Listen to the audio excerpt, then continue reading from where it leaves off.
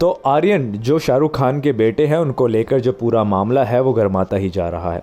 आप भी जानते हैं कि आर्यन पर ये इल्ज़ाम लगे हैं कि वे ड्रग्स का इस्तेमाल कर रहे थे, उनका यूज़ अब्यूज़ कर रहे थे और इसके साथ उन पर ये भी इल्ज़ाम लगाए गए हैं कि वे इंटरनेशनल मार्केट से भी जुड़े हुए थे। और इन सारी चीज़ों की वजह से आर्यन पर जो है अब मुकदमा दायर हुआ। उसके बाद आज उनकी जो बेल है वो उस पर बातचीत होनी थी, कोर्ट पर फैसला होना था, लेकिन आपको बता दें कि वो बेल रिजेक्ट कर दी गई है और 14 दिन की हिरासत में अब वो रहने वाले हैं। अब ये सारी चीज़ें आने के बाद एनसीबी पर भी कई तरह के सवाल उठ रहे हैं।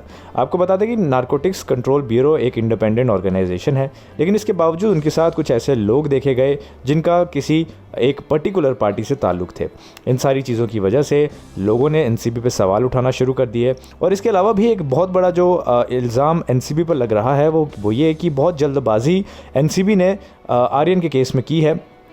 एक इल्ज़ाम ये भी एनसीबी पे लगाया जा रहा है कि जब आर्यन 2 दिन तक हिरासत में रहे तो उनसे कोई सवाल जवाब नहीं किए गए थे।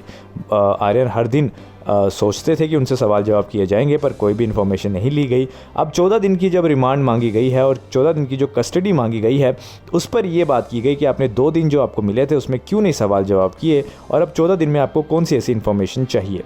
तो इस तरह की तमाम बातें आर्यन की तरफ से की जा रही हैं। हालांकि लोगों का ये भी कहना है कि अगर आर्यन दोषी है तो उसे सज़ा ज़रूर मिलनी चाहिए और अगर उनके पास उनके फ़ोन में इस तरह की चैट्स हैं, इस तरह के कॉन्टैक्ट्स हैं, इस तरह की पिक्चर्स हैं जो आपत्तिजनक हैं और कानून का उल्लंघन करती हैं तो फिर एक्शन ज़रूर होना चाहिए।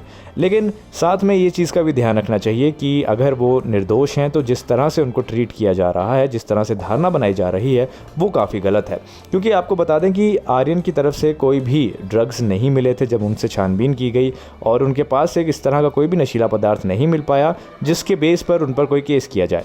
हालांकि एनसीबी ने ये इसमें अपना लॉजिक डाला था कि आर्यन का जो फ़ोन जब्त किया गया है उसमें इस तरह की चैट्स हैं, इस तरह की इन्फॉर्मेशन है जो काफ़ी ज़्यादा कंट्रोवर्शियल है और इसी वजह से ये सारी कार्रवाई करने की ज़रूरत है और इसीलिए अभी बेल नहीं देनी चाहिए आर्यन को। खैर, इसमें दोनों ही पक्ष अपनी तरफ से बातें रख रहे हैं। आप किस साइड अपने आप को देखते हैं? आपके हिसाब से कौन सही है कौन गलत? हमें कमेंट सेक्शन पे बताइए। फिलहाल के लिए दीजिए इजाज़त। नमस्कार।